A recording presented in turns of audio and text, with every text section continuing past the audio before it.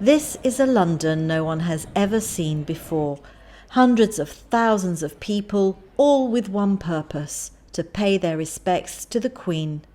For Gibraltarians in the capital, the sombre mood gave pause for thought. It's absolutely amazing. It's eerie at times, but there is a celebratory mood as well, Ros. Colin, what are your thoughts? Well, I know London quite well. I've seen it many times, but I've never seen it like this.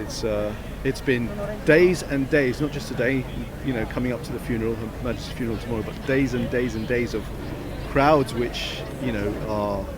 I don't think we've ever seen this kind of thing in London. It's a really historic occasion, and it feels like I'm part of history here.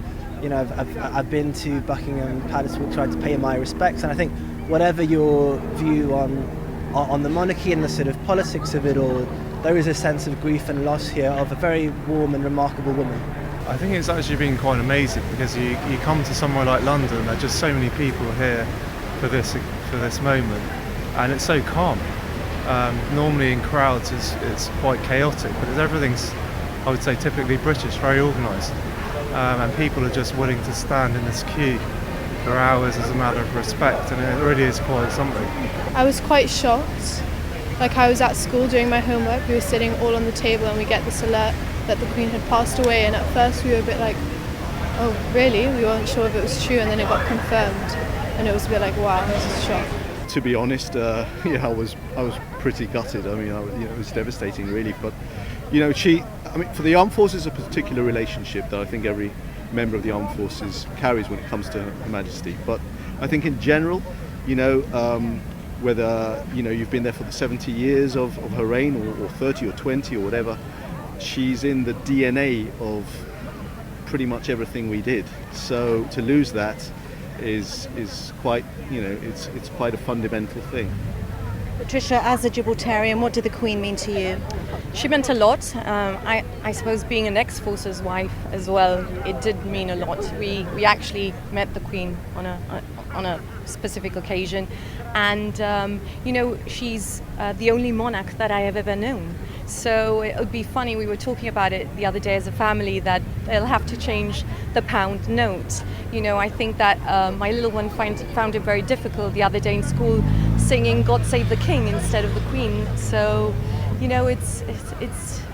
it has its moments, but at the moment being in London, I have to say it has goosebump moments, which I never expected. It's weird in a way because as a journalist, you want to be at the centre of those big stories, don't you? But then you get something like this, which is such an honour and such a privilege to work on, but also very, very sad because you just sort of realise the significance and what it's meant for so many people. I have to say that I was in awe of her. She is quite a woman, I have to say. I feel very privileged to have met the Queen, and it will stay engraved in my memory forever. And I think that this is a very important moment for us as a family, to pay our respects to Her Majesty the Queen. I think that if you look back over the years, the monarchy has been loved and sometimes almost hated in equal measure, but it's changed so much over the years. And I think one of the things that everybody is saying, people that you talk to, whether they're on the queue or whether they're on the streets of London, is that, look, she served for 70 years. And that's why people are prepared to wait, 10, 12, 15 hours. Of course, I didn't have the opportunity to meet the Queen ever, but my grandfather did when she visited in the 50s in Gibraltar, and obviously that was a historically significant visit because of the nature of the Spanish government of the time, obviously. And my grandfather always spoke warmly of the Queen and how gracious she was. He recounted when he'd come over to my house, quite often he'd recount the story of dancing with the Queen, and indeed his wife, my grandmother, dancing with Prince Philip. And my grandfather was very nervous and said he stepped on the Queen's feet. So I think the Queen had better dance moves than my grandfather. But he kind of recalls of her warmth, and I think that is the spirit in which people are remembering her by. Those who knew her or had any moments shared with her remember her as a very warm and committed and faithful person. It's a very interesting time in our lives that we're seeing the change of a monarch. So, this is history in the making. The 70 years of service she's given, not only to the UK, but also to the Commonwealth and Gibraltar. This is why sort of we love her so much in Gibraltar as well. It's impossible to find anyone who's shown the same level of duty that she has, both to family and to the nation. And I was actually thinking here when I came at how unfortunately I wasn't in Gibraltar in 1954, but how maybe fitting it would be if King Charles III could come to Gibraltar in 2024, but it's probably a bit far-fetched to think that with all the things that have in his diary. But that would be 70 years after the Queen's visit, and that would be a really fitting thing, I think, for the Gibraltarian people. I was part of the Queen's Guard. I was a captain then, you're right, 2001. It was the first time the regiment had done the full ceremonial guard mount here in the UK.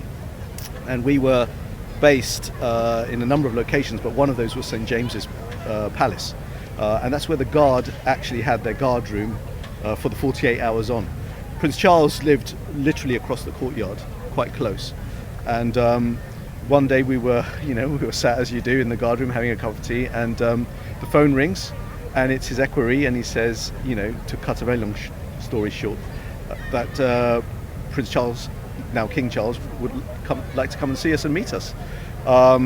Obviously, there was a flurry of activity on our side, and we got all the guys together, and he literally came across from his house, came into the guard room, and had a good long chat with all of the blokes, and it was really nice. I mean, it just goes to show his attention to detail. He knows who was there, he wants to meet them, he's interested, and he cared about the fact that we were on duty all the way from Gibraltar. So yeah, I've got a really good feeling about the King coming onto the throne. I think his pedigree as Prince of Wales shows how much he's done already. I mean, he has created the Prince's Trust. He has created a myriad of charities across the UK and the Commonwealth. Everything from wildlife through to the youth of this country. And he, of course, with the Duchy of Cornwall, has turned it into a huge success. So, if that's anything to go by, I think we're going to be okay. But King Charles is a really interesting character, I think, and this week we've seen almost two sides of him. We saw him throwing that hissy fit with the pen, but then we saw him do this impromptu walkabout and meeting people along the queue. And one of the things that I think you sense from King Charles is he wants to almost try and be this more casual king, more approachable. He shakes hands, he taps people on their arm, and you almost get this sense of, I am trying to be more approachable. And I think we'll definitely see some change in the monarchy over the next few years. We didn't realise, but we were in Green Park and all of a sudden the King Charles drove past. I must admit, very quickly, I didn't get my camera moment, but I did see him wave. I waved back and I thought he was waving actually at me. He wasn't. There was an amplitude of people.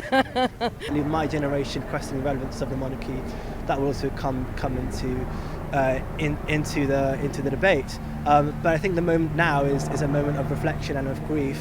And ultimately, this is a woman who dedicated her life to be in the public eye and did it with a commitment and warmth that actually is quite rare in many sort of areas of public office, including other people in sort of positions of power, even in the UK.